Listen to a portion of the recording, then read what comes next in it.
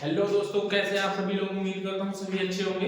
Last lecture में जो हमने चैप्टर नंबर 16 कंप्लीट कर लिया था, कंप्लेंट टू मजिस्ट्रेट। अब जो है चैप्टर नंबर 17 मजिस्ट्रेट के समक्ष कार्रवाई का प्रारंभ किया, commitment of proceeding before magistrate. ठीक है, इशू ऑफ प्रोसेस, इसमें दो टॉपिक्स हैं। First of all issue of process, फिर उसके एक्सेप्शंस हैं 227, 228 एंड 229 में। उसके बाद में आता है फिर सप्लीमेंट्री डॉक्यूमेंट को सप्लाई करना 230 से स्टार्ट होकर के 234 तक।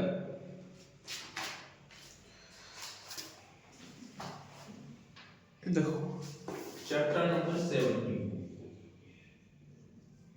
कहां से कहां तक है, 227 से 233 तक।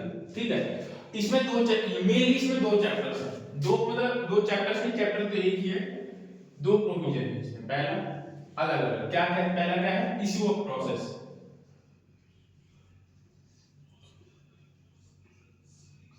इशू ऑफ प्रोसेस कितने में, 227 में।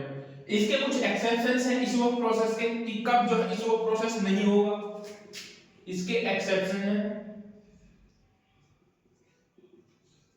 228 और 29।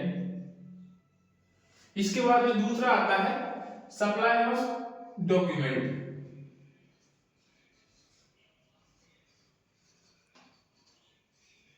जो 230 से 233 तक। ठीक है, इसमें मेनली दो दो चीजों के बारे में बात करता है, एक सप्लाई ऑफ डॉक्यूमेंट, एक issue of process. Issue of process जो है 227 में है, उसके बाद में सप्लाई ऑफ डॉक्यूमेंट 230 से लेकर 233 तक है। तो देखते हैं section number 27, issue of process. Issue of process होता क्या है, कोर्ट के द्वारा समन मामले में समन, यदि वारंट मामला है तो समन या वारंट इशू करना, उसको बोलते हैं इशू ऑफ प्रोसेस। हिंदी में बोलते हैं आदेशिका को जारी किया जाना। ठीक है, अब ऐसा तो है नहीं कि आदेशिका जो इशू ऑफ प्रोसेस है उसको कभी भी जारी किया जा सकता है। जब हमने सेक्शन नंबर 225 पढ़ा था तो उसमें बताया था हमने postpone of issue of process, तो उसमें कब जो है जारी नहीं करेगा, लेकिन इसमें बताता है कब जारी कर देगा।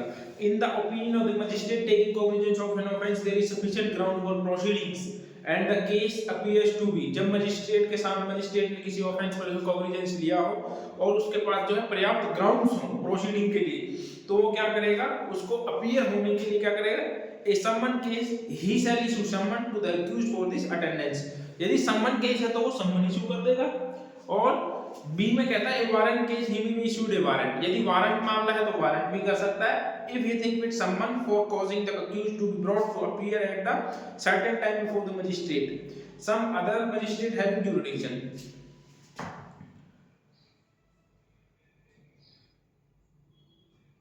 हाँ, दूसरा कहता है यदि वो ठीक समझे तो उसमें वारंट की जगह पर मजिस्ट्रेट समन भी इशू कर सकता है, और यदि वो उसकी जुरिडिक्शन में नहीं है तो वो किसी और की जुरिडिक्शन में अपीयर होने के लिए भी उसको बोल सकता है। ठीक है, आउटसाइड जुरिडिक्शन से भी, प्रोवाइडेड दैट द समन और वारंट में be also issued through electronic means.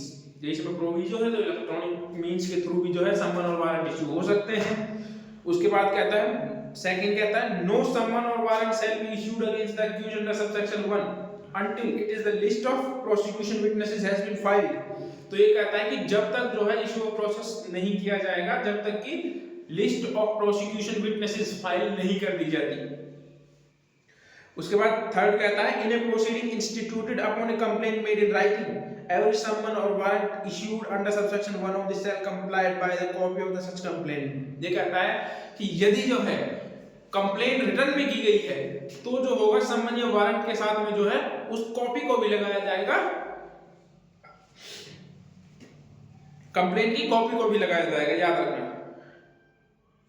Fourth कहता है when by any law for the time in the course of process fees और other fees are payable no process shall be issued until he fees is paid and if such fees are not paid within the reasonable time. ये कहता है कि यदि proper fees court fees वगैरह पे नहीं की है तो जो होगा समन या वारंट इशू नहीं होगा, और यदि वो फीस पे नहीं करता है प्रॉपर टाइम के अंदर तो उसको क्या कर देगा, the magistrate will dismiss the complaint. तो उस कंप्लेंट को जो है डिसमिस कर देगा मजिस्ट्रेट।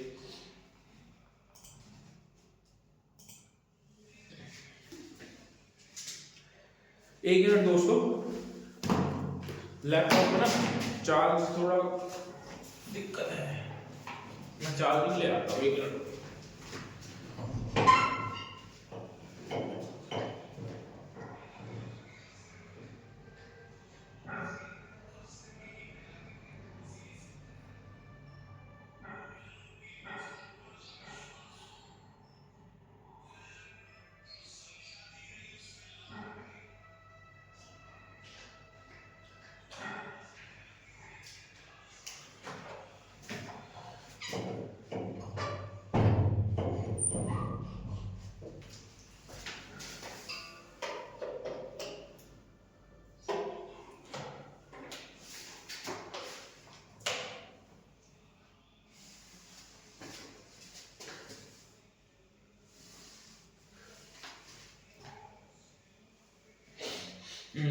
तो ये कहता है दोस्तों section number 227 issue of process कब किया जाएगा। फर्स्ट ऑफ ऑल आप आते हैं कि इशू ऑफ प्रोसेस होता क्या है। देखो सेक्शन नंबर 227 क्या होगा इसको, अच्छा खासा तो चल रहा है, गिर गया मैन खराब हो जाता है और कुछ नहीं है, गिर गया सीधे। सेक्शन नंबर 227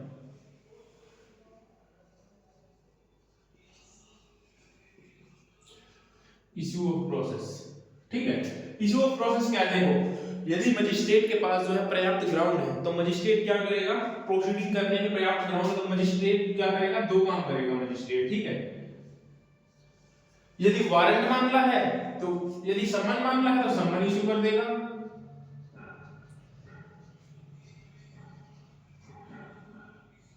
इन समन केस। और यदि वारंट मामला है,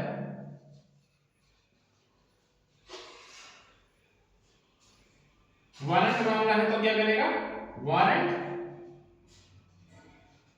और समन ही थिंक फिट, वो जो भी ठीक समझता है वो इशू कर सकता है। और यदि इसमें ये भी है कि यदि उसके पास चाहे जुरिडिक्शन है या नहीं है, मजिस्ट्रेट के पास यदि जुरिडिक्शन नहीं भी है ना तो वो जो होगा उस मजिस्ट्रेट के पास अपीयर होने के लिए बोल सकता है जिसके पास जुरिडिक्शन है। तो ये कहता है इसका फर्स्ट, ठीक है। नाउ उसके बाद सेकंड क्या कहता है, प्रोविजो है। प्रोविजो क्या कहता है, प्रोविजो इलेक्ट्रॉनिक मींस की बात करता है।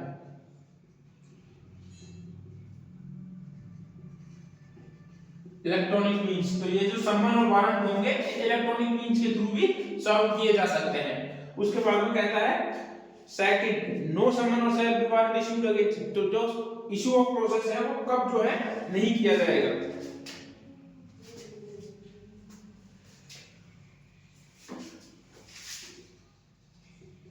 कब issue of process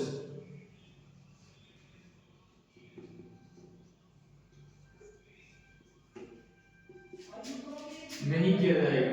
issue of process means यदि समन मामला है तो समन, वारंट मामला तो वारंट या समन, इसी को बोलते हैं इशू ऑफ प्रोसेस, इशू करना, ठीक है। तो कब जो है समन या वारंट जो है इशू नहीं किए जाएंगे, जब तक कि प्रोसिक्यूशन की विटनेस लिस्ट यदि कोर्ट में फाइल नहीं करी गई है तब तक जो है वो फाइल नहीं किए जाएंगे, सॉरी इशू ऑफ प्रोसेस नहीं किया जाएगा। जब तक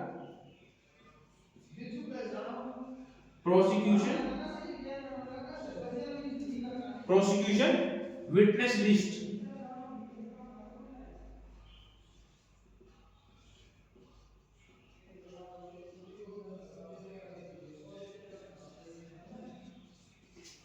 फाइल नहीं की जाती।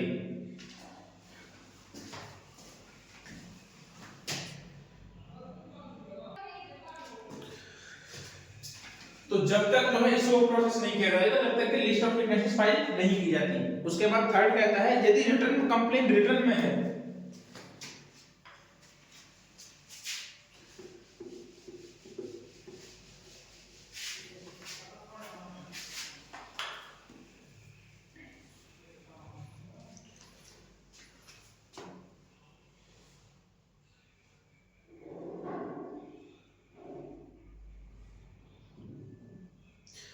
इसी में लिख लेना आप थर्ड को ना, इसी में लिख लेना ऊपर।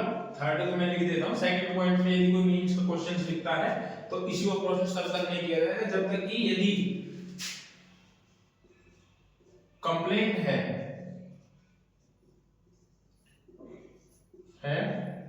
और वो रिटर्न में है,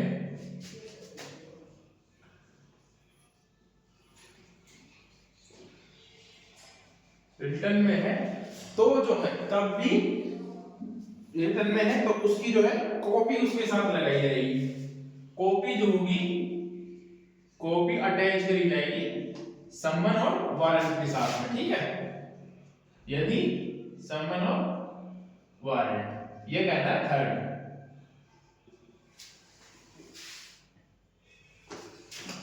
के साथ अभी लिख ही देता हूं फिर तुम ये बोलोगे। उसके बाद फोर्थ कहता है कि यदि कोर्ट फीस वगैरह प्रॉपर नहीं पे की गई है तो जो होगा इश्यू ऑफ प्रोसेस नहीं किया जाएगा। फोर्थ कहता है court fees not paid properly, court fees not paid properly,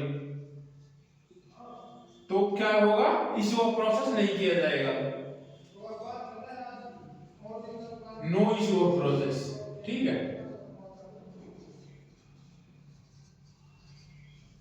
तो इसी में आप लिख दे सकते हैं कब जो इश्यू ऑफ प्रोसेस नहीं किया जाएगा तो इसी के पॉइंट में आ जाएंगे।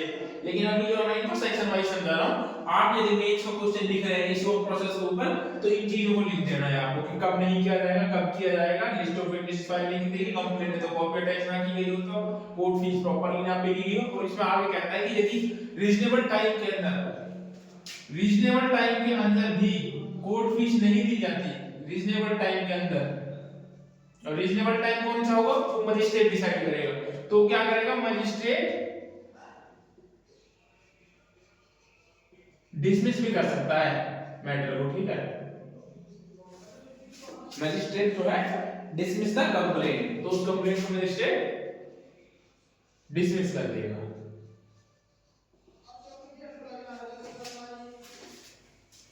उसके बाद फिर कहता है कि ये जो इस सेक्शन में जो कंटेंट है ना, इस सेक्शन में जो प्रोविजन जो है सेक्शन 90 पर अप्लाई नहीं होते, ठीक है। सेक्शन 90 पर जो है अप्लाई नहीं होते।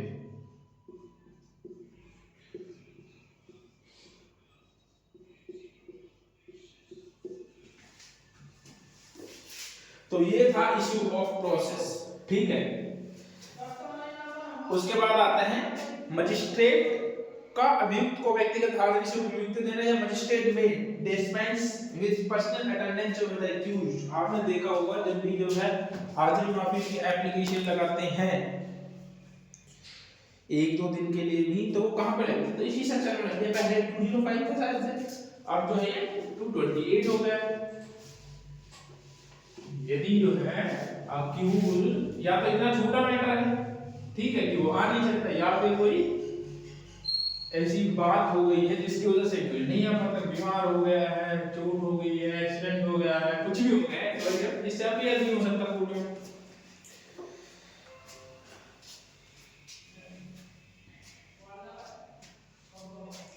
Dispense in personal attendance of the accused, section number 228।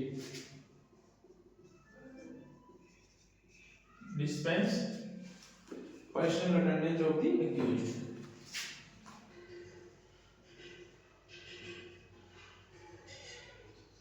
Personal accused attendance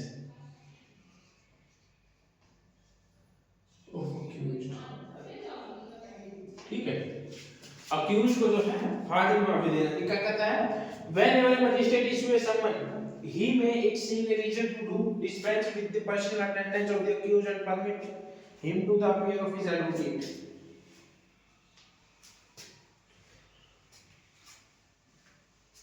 ये कहता है कि यदि जो है किसी व्यक्ति को सम्मन किया गया है कि कोर्ट में अपीयर होने के लिए, तो वो व्यक्ति क्या होता है किसी कारण की वजह से जब अपीयर नहीं हो पाता तो वो क्या कर सकता है, तो वो अपने एडवोकेट के द्वारा भी जो है उपस्थित हो सकता है और मजिस्ट्रेट उसको अलाउ भी कर सकता है यदि उसको प्रॉपर ठीक लगे, तो रीजन लगे तो। But the magistrate inquired into and tried to the case of the Discrimination at any stage of the proceeding direct to the personal advantage of the accused। यदि मजिस्ट्रेट को लगता है किसी भी स्टेज की प्रोसीडिंग्स पर, ठीक है, कि आप जो है अक्यूज्ड का उपस्थित होना जरूरी है, तो वो क्या कर सकता है, उसको उपस्थित होने के लिए बोल सकता है। ये कहता है इसका सेकंड कुछ भी नहीं है। उसके बाद कहता है special summon case in petty offences. ये इसको याद रखना, पूछ लेते हैं section number 229 special summon case in petty offences. Petty offence लिख देता हूं मैं इनको, ठीक है, पिटी ऑफेंसेस। इसमें पढ़ने की कोई इतना लंबा चौड़ा लिखा है, पढ़ने की कोई जरूरत नहीं। इसमें 3-4 चीजें हैं वो मैं आपको बता दूं। फर्स्ट ऑफ ऑल कि पिटी ऑफेंसेस होते क्या हैं। पिटी ऑफेंसेस वो होते हैं जो होता है 5000 से कम के जो ऑफेंसेस होते हैं, ठीक है, उनको बोलते हैं पिटी ऑफेंसेस। 5000 से कम से अधिक कम जुर्माने से दंडनीय ऑफेंस जितने भी होते हैं उनको पिटी ऑफेंस बोलते हैं। देखो अब ये क्या कहता है कि कोई भी पिटी ऑफेंस का फर्स्ट ऑफ ऑल तो ये आता है कि what is petty offence. Petty offence क्या है, तो पहला ही ये है कि पिटी ऑफेंस वो है जिनकी पनिशमेंट जो है,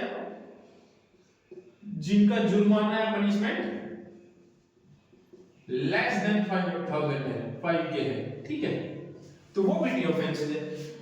अब बात करते हैं कि पिटी ऑफेंसेस का जो, ये तो मैंने समझाने के लिए बोल दिया, लिखना नहीं है, लिख देता हूं हर चीज को।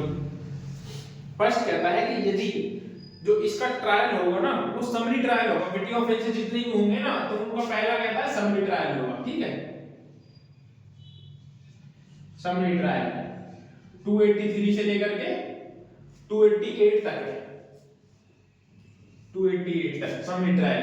आगे जो हम पढ़ेंगे इसको, तो ये कहता है कि उसका जो है समरी ट्रायल होगा। और उसमें ये अक्यूज से ये उपेक्षा करी जाती है इसमें कि या तो अक्यूज जो समन इशू कर देता है, या तो जो है खुद उपस्थित हो जाए अक्यूज, या फिर जो हो अपने एडवोकेट के थ्रू उपस्थित हो जाए। और यदि वो उन एलिगेशंस को स्वीकार कर लेता है जो कंप्लेंट में लगे हैं, ठीक है, वो कहता है कि यदि वो उन एलिगेशंस को एक्सेप्ट कर लेता है जो लगे हैं, तो वो उनको पेड, देखो मैं लिख देता हूं,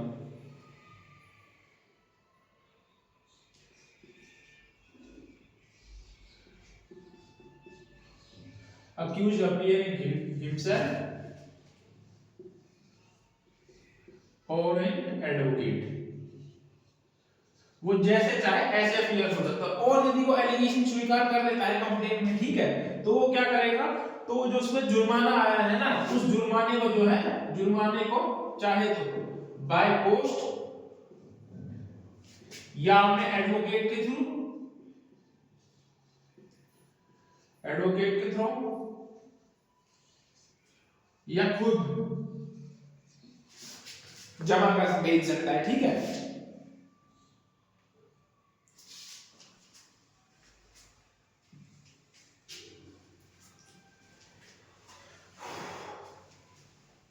इसमें बाकी कुछ भी नहीं है, यही है कि वो उसके थ्रू भी भेज सकता है। उसके बाद सेकंड आता है, इसमें ज्यादा कुछ पढ़ना नहीं है, हमें सिर्फ वो देखना है जो एग्जाम के पॉइंट ऑफ व्यू से इंपॉर्टेंट है। क्योंकि ज्यादा अगर हम इररिलेवेंट चीजों को भी पढ़ने लगेंगे, उनमें ज्यादा टाइम देंगे ना, तो फिर उससे काम नहीं होगा ऐसे। तो हमें सिर्फ वही चीजें देखनी है जो एग्जाम के पॉइंट ऑफ व्यू से इंपॉर्टेंट है। तो इसमें सिर्फ जो है प्री के हिसाब से आपका कुछ नहीं बचेगा, ये मैं गारंटी के साथ बोलता हूं। उसके बाद एक प्रोविजो है, प्रोविजो क्या कहता है, provided that the amount of the fine specified in the such shall not exceed 5,000 rupees, जो है जो अमाउंट होगा वो 5,000 रुपए से अधिक नहीं होगा इस ऑफेंस में। उसके बाद कहता है for the purpose of this section petty offenses means an offense of the punishable with a fine not exceeding 5,000 rupees but does not include any offense so punishable under motor vehicle act 1988। हाँ, तो इसमें ये कहता है कि 5,000 रुपए का तो जुर्माना होगा, बट वो क्या होगा, उसमें वो जुर्माना शामिल नहीं है जो मोटर व्हीकल एक्ट के अंदर आता है, ठीक है। 5K तो है नॉट इंक्लूड, बट इसमें इंक्लूड नहीं है, कौन सा, मोटर व्हीकल एक्ट का 1988 मोटर व्हीकल एक्ट जो है इसमें इंक्लूड नहीं होगा। जैसे मान लीजिए किसी के कार का जो फाइन हो गया 2,000 रुपए का, तो इसमें वो इंक्लूड नहीं है। उसके बाद थर्ड कहता है, अच्छा यही आगे बता रहा है, या किसी और लॉ में भी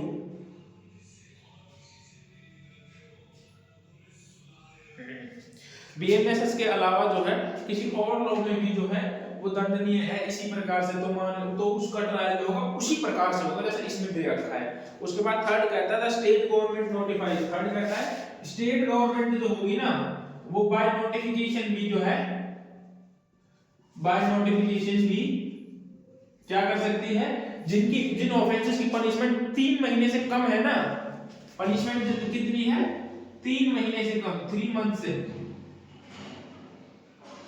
कम है, उनको भी जो है वो पिटी ऑफेंसेस डिक्लेयर कर सकती है, उनको पिटी ऑफेंसेस मान सकती है। तो ये स्टेट गवर्नमेंट के ऊपर डिपेंड करता है, ठीक है। स्टेट गवर्नमेंट नोटिफिकेशन के द्वारा भी 3 महीने से कम के ऑफेंसेस जितने हैं उनको पिटी ऑफेंसेस डिक्लेयर कर सकती है और उन पर जुर्माना वगैरह भी।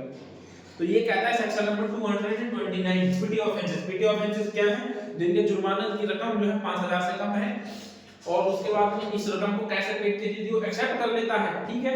तो जो होगा वो बाय पोस्ट या अपने एडवोकेट के थ्रू या खुद भी जाकर के जो उसको सबमिट कर सकते हैं, या फिर जो है और यदि वो उसमें कंटेस्ट करना चाहता है तो वो अपने आप ही खुद अपीयर हो सकता है या अपने एडवोकेट को अपीयर कर सकता है। उसके बाद कहता है कि स्टेट गवर्नमेंट जो होगी, उसके बाद सेकंड पॉइंट में कहता है कि वो ऑफेंसेस तो 5000 तक के हैं बट इसमें मोटर व्हीकल एक्ट जो है इंक्लूड नहीं है। उसके बाद थर्ड कहता है स्टेट गवर्नमेंट नोटिफिकेशन के द्वारा ऐसे ऑफेंसेस जिनकी पनिशमेंट 3 महीने से कम है तो उनको भी जो है इसमें शामिल किया जा सकता है पिटी ऑफेंसेस में।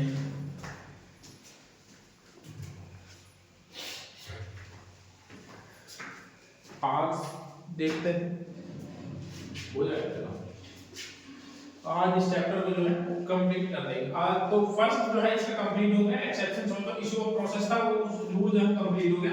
अब बात करते हैं सप्लाई ऑफ डॉक्यूमेंट, ठीक है, कि सप्लाई ऑफ डॉक्यूमेंट ये है क्या।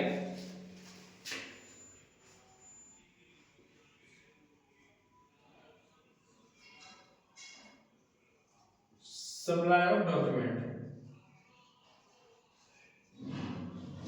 230 से 33 तक।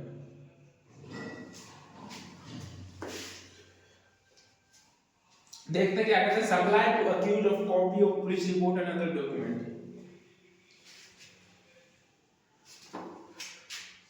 सेक्शन 230 ये बात करता है पुलिस रिपोर्ट की, याद रखना सप्लाई डॉक्यूमेंट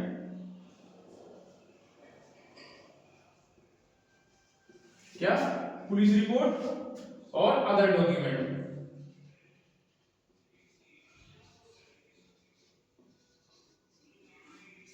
ठीक है, उसके बाद कहता है in any case where the proceeding has been instituted on the police report, यदि जो है जहां पर कार्रवाई जो है पुलिस रिपोर्ट के आधार पर होती है, the magistrate shall without delay, magistrate जो होगा without delay and no case beyond 14 days for the due of production of the appearance of the accused, accused के जो है प्रोड्यूस करने के 14 दिन के अंदर अंदर जो है उनको accused and the victim the free of cost copy of the following, तो उनको जो है 14 दिन के अंदर अंदर जो है कॉपी प्रोवाइड करी जाएगी। और कॉपी किस चीज की होगी और उसमें क्या क्या होगा तो वो बात करते हैं। देखो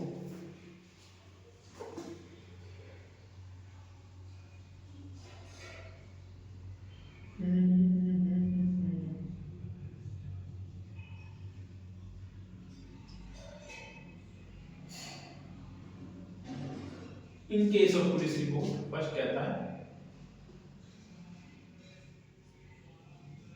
इन case of police report, police report पर यदि जो है उसका इंस्टीट्यूट किया गया है तो मजिस्ट्रेट जो होगा ना, magistrate without delay, magistrate without delay 14 days के अंदर अंदर 14 डेज में जो होगा वो 14 डेज कब से काउंट होंगे, अपीयरेंस ऑफ द एक्यूज्ड से, ठीक है, अपीयरेंस ऑफ द अक्यूज्ड, तो उसके 14 डेज के अंदर अंदर जो है उसको कॉपी प्रोवाइड करी जाएगी। किस किस को कॉपी प्रोवाइड करी जाएगी, विक्टिम को और अक्यूज्ड को।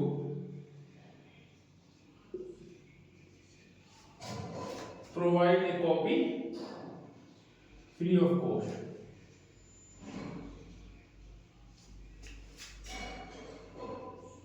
ठीक है। अब उसमें क्या क्या होगा देखते हैं। देखो कॉपी में क्या क्या होगा, सेक्शन नंबर 223 और सेक्शन नंबर 225 का पर्सनल एग्जामिनेशन ऑफ मजिस्ट्रेट। 223 के जब मजिस्ट्रेट के सामने कोई कंप्लेंट गई और मजिस्ट्रेट ने उसको एग्जामिन किया तो वो रिपोर्ट या फिर जो है इश्यू को पोस्टपोन कर दिया तो ठीक है, तो उसकी वो रिपोर्ट तो वो दोनों जो है उसको प्रोवाइड कर देंगे। उसके बाद कहता है 183 की कन्फेशन या कोई स्टेटमेंट रिकॉर्ड हुई है तो वो प्रोवाइड कर देगी। एनी रिलेवेंट डॉक्यूमेंट, थर्ड कहता है एनी रिलेवेंट डॉक्यूमेंट जो भी होगा। अब डॉक्यूमेंट कौन कौन से होंगे देखो, सेक्शन 223 और 225 स्टेटमेंट या रिपोर्ट, ठीक है। उसके सेकंड कहता है 183 की स्टेटमेंट, 183 कन्फेशन और स्टेटमेंट जो भी है।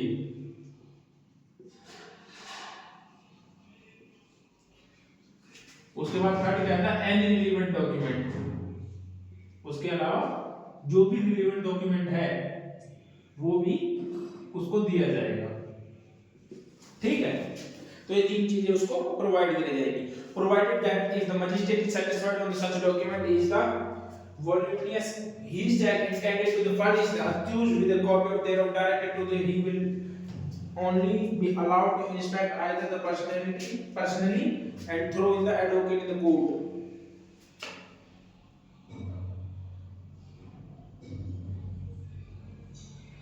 हाँ, तो मजिस्ट्रेट को जो है, मजिस्ट्रेट ये भी बोल सकता है, मजिस्ट्रेट ये ऑर्डर भी दे सकता है कि उनको कॉपी देने के बजाय जो है यदि एक कोई इतना विशाल डॉक्यूमेंट है, कोई बड़ा डॉक्यूमेंट है, तो मजिस्ट्रेट उनको कॉपी देने के बजाय ये बोल देगा कि आप जो है इसको पर्सनली आकर के अक्यूज्ड को या उसके एडवोकेट को पर्सनली आइए और आप इसको एक बार देख लीजिए। कोई इतना बड़ा डॉक्यूमेंट है जिसकी कॉपी नहीं दी जा सकती तो उसके लिए है। उसके बाद provided that the supply of document in electronic form, तो जो होगा इलेक्ट्रॉनिक फॉर्म में भी जो डॉक्यूमेंट सप्लाई किए जा सकते हैं, ये याद रखना। नाउ उसके बाद आते हैं, तो ये है सेक्शन नंबर 231 कर लिया यार हमने, आप लोग बताते भी नहीं हो, बताओ। ये 31 है दोस्तों, सॉरी हम 30 करके जा रहे हैं, ये 31 पढ़ा रहे हैं, बताओ क्या गुंडा बनेंगे।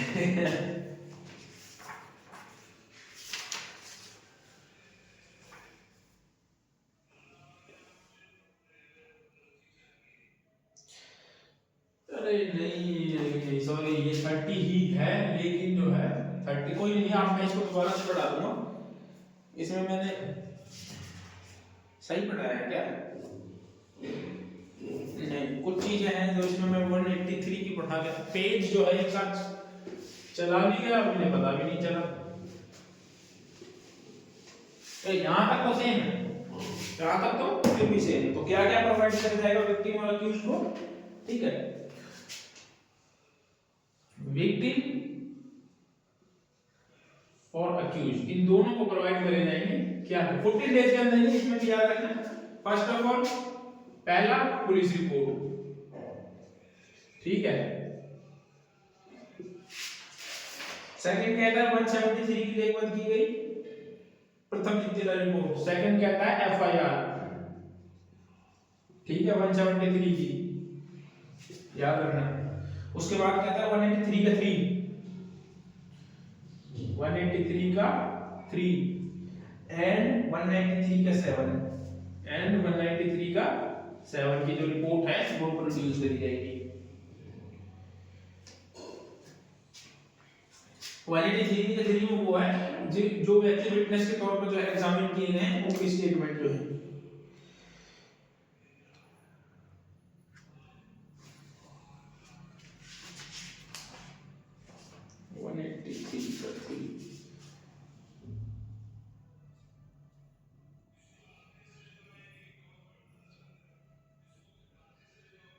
नहीं, ये पुलिस कस्टडी का है, यदि वो कन्फेशन नहीं करता तो उसको पुलिस कस्टडी में नहीं भेजा जाएगा, वो है 183। 180 है यार, क्या हो गया आज पता नहीं। हाँ, तो पुलिस के सामने पुलिस ने जितने उनके स्टेटमेंट वगैरह रिकॉर्ड किए हैं उन सब के कथन वगैरह इसमें दिए जाएंगे। पता नहीं यार दिमाग कहाँ नहीं जा रहा, दो बार इतनी बार। उसके बाद फोर्थ है, इसमें फोर्थ क्या है 183 की स्टेटमेंट, ये 180 है एंड ये 183 की स्टेटमेंट। यहाँ पे एन रिलेवेंट डॉक्यूमेंट है,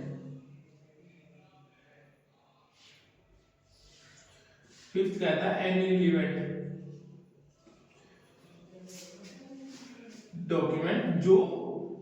डॉक्यूमेंट जो क्या भेजा गया 193 के 3 के साथ क्लोज 6 के साथ भेजा गया है, कोई भी डॉक्यूमेंट, ठीक है, के साथ पुलिस द्वारा भेजा गया है।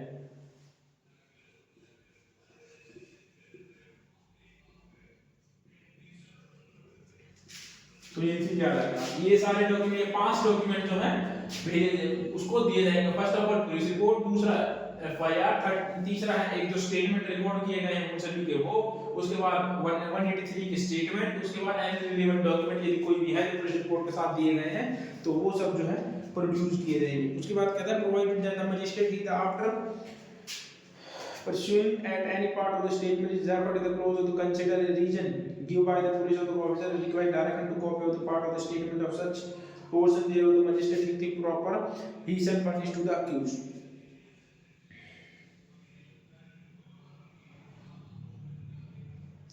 हाँ, तो पुलिस ये देखो, पुलिस ये कह सकती है कि मजिस्ट्रेट से रिक्वेस्ट कर सकती है कि वन जो क्लोज 3 जो 3 की बात करता है, जो स्टेटमेंट है 183 की या फिर 193 के 7 में जो है ये 3 जो पार्ट है उसकी, तो पुलिस इसमें ये रिक्वेस्ट कर सकती है कि पुलिस को ऐसा लगता है कि यदि कोई जो है इस चीज को अक्यूज को दिखाया है कि इसने जो है मेरे खिलाफ गवाही दी है, तो जो होगा उससे विटनेस की जान वगैरह को खतरा भी आ सकता है या फिर विटनेस हैम्पर हो सकता है, तो उसके लिए जो होगा उसको मजिस्ट्रेट कह सकते हो, मजिस्ट्रेट से रिक्वेस्ट कर सकता है कि इसको जो है कॉपी ना दी जाए, और मजिस्ट्रेट जैसा ठीक समझता है, यदि मजिस्ट्रेट को लगता है कि हाँ ऐसा हो सकता है तो वो जो होगा उसको कॉपी नहीं देगा। उसके बाद एक और प्रोविजन है वो क्या कहता है, यदि कोई इतना बड़ा डॉक्यूमेंट है, विशालकाय डॉक्यूमेंट है, तो जो होगा उसको मजिस्ट्रेट जो होगा ऑर्डर दे देगा कि अक्यूज या फिर उसका एडवोकेट जो है उसको आकर के अपियर कर ले, क्योंकि उसकी कॉपी नहीं दी जाती। उसके बाद कहता है इलेक्ट्रॉनिक, नीचे तो आगे से नहीं है।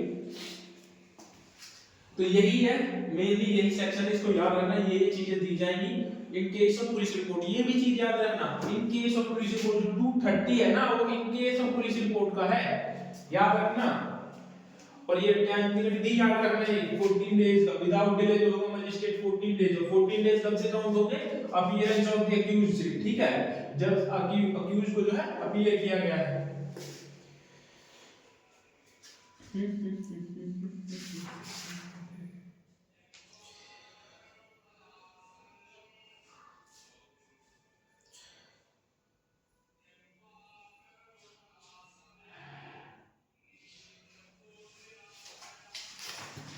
उसके बाद कहते हैं 231 कोर्ट ऑफ सेशन द्वारा विचारने के मामलों में भी कथन और दस्तावेजों को कॉपी कर दिया जाना। देखो इसमें मैं आपको अभी बता दे रहा हूं, जहां ये कहता है कि जहां पुलिस रिपोर्ट से अलग मैटर में जो है मामला आता है, पुलिस रिपोर्ट से अलग क्या होती है, दो ही चीज हो सकती है, या तो शो मोटो हो सकता है या फिर जो होता है कंप्लेंट हो सकती है, ठीक है। पुलिस रिपोर्ट से अलग जो है मैटर आता है तो धारा 227 के अधीन आदेश का जारी करने वाले मजिस्ट्रेट को यदि ऐसा लगता है कि ये जो मैटर है कोर्ट ऑफ सेशन द्वारा विचारने का, तो वहां मजिस्ट्रेट जो होगा एक कॉपी उसको अक्यूज को निशुल्क प्रोवाइड करवाएगा, ठीक है। मजिस्ट्रेट को जब ये लगे 227 में आदेश का जारी करते टाइम कि ये मामला जो कोर्ट ऑफ सेशन के द्वारा ट्राइबल है, तो वो क्या करेगा, उसकी एक कॉपी अक्यूज को फ्री ऑफ कॉस्ट प्रोवाइड करवाएगा। और उन सभी में उन साथ में उसमें क्या क्या होंगे 223 टू 225 में जो एग्जामिनेशन किए हैं मजिस्ट्रेट ने वो होगा। उसके बाद 180 और 183 की स्टेटमेंट्स होंगी, पुलिस ने जिन विटनेस के रिकॉर्ड किए हैं वो होंगी, और मजिस्ट्रेट के सामने जो स्टेटमेंट रिकॉर्ड हुई है वो होंगी। उसके बाद कह रहा है third any relevant document of the, ये कोई भी रिलेवेंट डॉक्यूमेंट है तो वो होगा। उसके बाद इसमें फिर वही प्रोविजन है कि यदि कोई डॉक्यूमेंट जो है बहुत विशाल का है तो उसको जो है प्रोवाइड नहीं किया जा सकता कॉपी में, तो उसको निरीक्षण करने का ऑर्डर दे देगा कि अक्यूज या तो खुद जाकर के देख ले या फिर जो है उसके एडवोकेट के थ्रू। उसके बाद फिर प्रोविजन कहता है कि इलेक्ट्रॉनिक मींस के थ्रू जो है कॉपी जो है प्रोवाइड की जा सकती है। उसके बाद कहता है commitment to case to court of session when offence is triable exclusively by it. ये कहता है कि जब जो है अपराध सेशन न्यायालय के द्वारा ट्राइबल हो तो उसको कोर्ट को सुपुर्द करना, सेशन कोर्ट को सुपुर्द। मजिस्ट्रेट ने किसी का कॉग्निजेंस लिया और कॉग्निजेंस लेने के बाद मजिस्ट्रेट को ऐसा लगता है कि ये जो मैटर है ये कोर्ट ऑफ सेशन के द्वारा ट्राइबल है, तो उसको क्या करेगा मजिस्ट्रेट को जो है कमिट कर देगा किसको, कोर्ट ऑफ सेशन को। When in case of institute or police report or otherwise ये कहता है कि यदि मैटर जो है पुलिस रिपोर्ट और कंप्लेंट किसी भी तरीके से आया हो, the accused appear in the brought before the magistrate and appear to the magistrate that the offence is triable exclusive by the court of session he sells. तो यदि मजिस्ट्रेट को ऐसा लगता है कि ये जो मैटर है ये कोर्ट ऑफ सेशन के द्वारा ट्राइबल में है, तो वो क्या करेगा, तुरंत वो होगा commit after complying with the provision of the section 230 और 231 of the case of the court of session and objecting that the provision of the Sanhita relating to the bail remand of the accused custody until he commit in the bail. तो वो क्या करेगा, धारा 230 और 31 का comply करते हुए, धारा 230 और 31 में क्या था कि उसको कॉपी छपवाएगा था। एक में कहता है कि पुलिस रिपोर्ट पर है, दूसरे में कहता है पुलिस रिपोर्ट से अलग था कंप्लेंट या फिर सुओ मोटो जो है, तो उसमें जो है उसको क्या क्या प्रोवाइड करे जाएंगे, उसको कॉपी वगैरह प्रोवाइड करके करवाई जाएगी। तो ये कहता है 230 और 231 के प्रोसेस को कंप्लीट करने के बाद में जो है उसको चाहे तो वो बेल दे सकता है, रिमांड में भेज देता है, क्योंकि custody until the commit of the bell.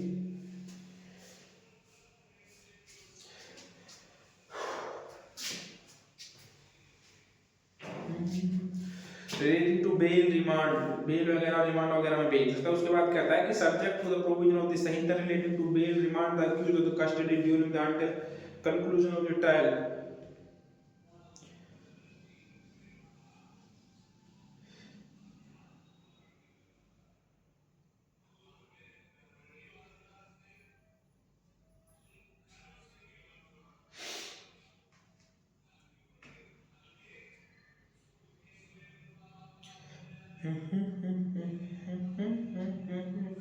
Sent to the court of the record of the case and the document and article in which are to be produced on evidence. Session court. तो इसमें ये कहता है कि जो जमानत है, यदि को बेल पर दिया गया बेल है, तो उसके उपबंधों के अधीन कहते हो विचारण के दौरान, विचारण के टाइम पर या फिर उसके समाप्त होने तक जो अक्यूज को जो है अभिरक्षा में प्रेषित किया जाएगा। प्रतिप्रेषित को बोलते हैं, इसमें कंक्लूजन बोलते हैं क्या, until the conclusion तक, ठीक है।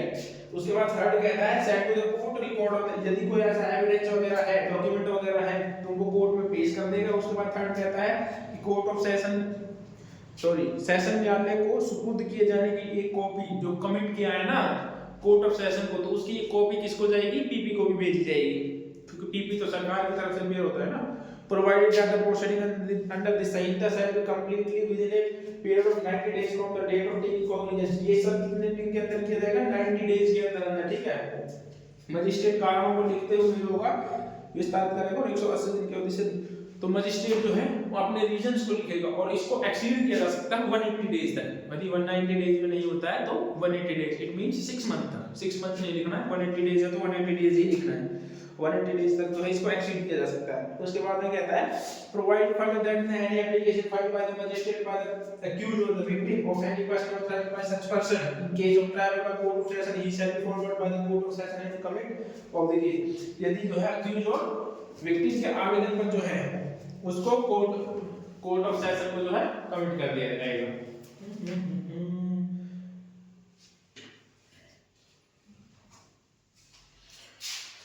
तो चैप्टर नंबर 17 जो है यहाँ पर दोस्तों कंप्लीट हुआ। अब जो है हम कल से करेंगे चार्ज चैप्टर नंबर 18, ठीक है। जो पहले था चैप्टर नंबर 17 ही था, लेकिन एक जो चैप्टर उसमें बढ़ गया है, बढ़ा नहीं है, मतलब 105 एक का जो चैप्टर था वो उसको इंक्लूड कर दिया था। तो अब जो है कल से हम स्टार्ट करेंगे चैप्टर नंबर 18 चार्ज को। इसमें तकरीबन 1 से 2 दिन लग जाएंगे, देखेंगे एक ही दिन में कंप्लीट कराने के लिए, क्योंकि अभी तक काफी चैप्टर्स बच रहे हैं, तो एक दिन भी लगाएंगे तब भी जो है 1 महीना लग जाएगा अभी तो आई होप आपको वीडियोस जो है अच्छी लगी होंगी, उम्मीद करता हूँ। लाइक शेयर और कमेंट जरूर करें दोस्तों यदि आपको वीडियो अच्छी लगी हो तो। मिलते हैं नेक्स्ट वीडियो में।